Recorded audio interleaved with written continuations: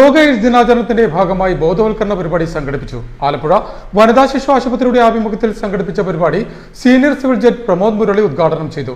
ആശുപത്രി superintendent doctor K Deepthi ചടങ്ങിൽ അധ്യക്ഷയായി.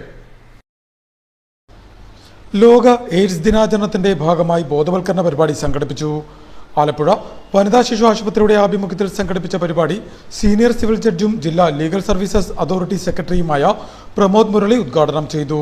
പഠിച്ചു വരുന്ന ഒരു കുട്ടിയെ സംബന്ധിച്ച് അത്യാവശ്യം നല്ല രീതിയിൽ പഠിച്ചു വരുന്ന ഒരു കുട്ടിയാണെന്നാണ് ഞാൻ മനസ്സിലാക്കിയത്. അപ്പോൾ മറ്റ് കുട്ടികളോടൊപ്പം സാധാരണ നിലയിൽ കളിക്കാനോ മറ്റ് കലാപരിപാടികൾ അവതരിപ്പിക്കുന്നതിനോ ഒന്നും കഴിയാത്ത ഒരവസ്ഥ.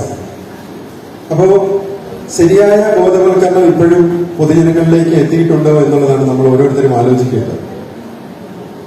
നേരത്തെ പറഞ്ഞതുപോലെ 1988 തുടങ്ങിയ ഈ യജ്ഞം 2024 എത്തി നിൽക്കുകയാണ്. അപ്പോൾ തീർച്ചയായിട്ടും നമ്മൾ ഈ ആരോഗ്യ മേഖലയിൽ പ്രവർത്തിക്കുന്നവർ പൊതുജനങ്ങളിലേക്ക് ഇതിനെ സംബന്ധിക്കുന്ന ശരിയായ ഒരു വിവരം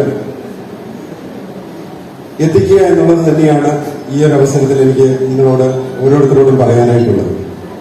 ഉദ്ഘാടനത്തെ തുടർന്ന് ദിനാചരണത്തിന്റെ ഭാഗമായി സംഘടിപ്പിച്ച വിവിധ മത്സരങ്ങളിലെ വിജയികൾക്കുള്ള സമ്മാനങ്ങളും പ്രമോദ് മുരളി വിതരണം ചെയ്തു. ആശുപത്രി കോൺഫറൻസ് ഹാളിൽ സംഘടിപ്പിച്ച ചടങ്ങിൽ സൂപ്രണ്ട് ഡോക്ടർ കെ ദീപ്തി അധ്യക്ഷത വഹിച്ചു. Physician doctor S Unnikrishnan, nursing സൂപ്രണ്ട് Nirmala Augustine, lab technician V Jayaram എന്നിവർ സംസാരിച്ചു. ആശുപത്രി health inspector S Jayakrishnan AIDS ദിനാചരണ പ്രതിജ്ഞ ചൊല്ലിക്കൊടുത്തു. ആശുപത്രി ഡെപ്യൂട്ടി സൂപ്രണ്ട് ഡോക്ടർ PS ശ്യാമമോൾ ചടങ്ങിന് സ്വാഗതവും ഡോക്ടർ മനീഷ് നായർ നന്ദിയും പറഞ്ഞു. ഉദ്ഘാടന യോഗത്തെ തുടർന്ന് അവകാശങ്ങളുടെ പാത തിരഞ്ഞെടുക്കൂ എന്ന വിഷയത്തെ അധികരിച്ച് ആലപ്പുഴ ബാർ കൗൺസിൽ അംഗം അഡ്വക്കേറ്റ് ദേവി ആർ രാജ് ബോധവൽക്കരണ ക്ലാസ് നയിച്ചു.